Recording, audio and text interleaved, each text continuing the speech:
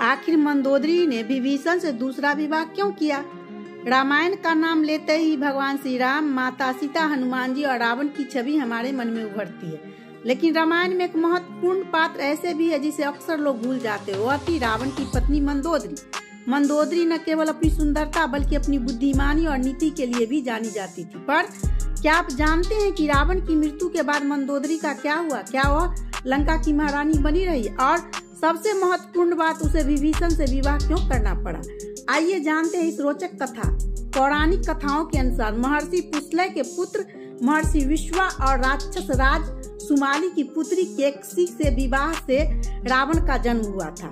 रावण की पत्नी मंदोदरी असल में मन्य दानव की पुत्री थी। वह बेहद गुणी और धर्मपरायण स्त्री थी। कहा जाता है कि मंदोदरी ने भगवान शिव की घोर तपस्या की थी और यह वरदान मांगा था कि उसका पति धरती पर सबसे अधिक शक्तिशाली और धनवान हो। भगवान शिव के आशीर्वाद से उसका विवाह लंकापति रावण से हुआ।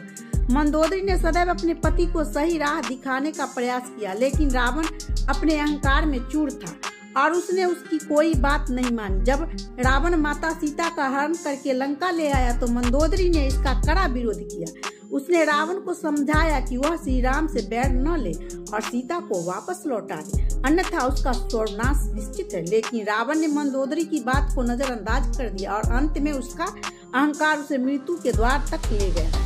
राम रावण युद्ध के दौरान मंदोदरी अपने पति और पुत्र के लिए चिंतित थी। कुछ कथाओं के अनुसार रावण को मारने के लिए एक विशेष बाण की आवश्यकता थी, जिसकी जानकारी सिर्फ मंदोदरी को थी।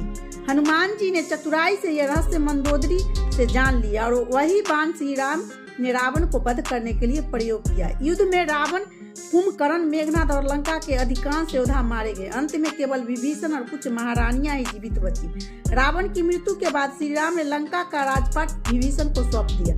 जब विभीषण लंका के राजा बने तो श्री राम ने मंदोदरी से विभीषण से विवाह का प्रस्ताव रखा। उन्होंने कहा कि लंका का एक योग्य रानी भी की आवश्यकता है और मंदोदरी से बेहतर कोई नहीं। लेकिन मंदोदरी उस समय अत्यंत शोक में थी और उसने कोई उत्तर नहीं दिया। कुछ कथाओं के अनुसार जब श्री राम अयोध्या लौट गए तब मंदोदरी ने खुद को महल में कैद कर लिया और पूरी दुनिया से संपर्क तोड़ ली। परंतु कुछ समय बाद उसने विभीषण से विवाह करने का निर्णय ले लिया। हालांकि कई विद्वान इस कथा को सत्य नहीं मानते हैं। उनका कहना है कि मंदोदरी एक पतिव्रता धर्म का पालन करने वाली स्त्री थी और अपने पति रावण के प्रति पूर्ण रूप से समर्पित थी, इसलिए उसका विभीषण से विवाह करना संदेह लगता है। ऐसा कहा जाता है कि प्राचीन काल में कुछ समाज में यह परंपरा थी कि राजा के निधन के बाद उसकी रानी को राज्य की भलाई के लिए उसे उत्तराधिकारी से विवाह करना पड़ता था। सुग्रीव ने भी अपने भाई बाली की मृत्यु के बाद उसकी पत्नी तारा से विवाह किया था।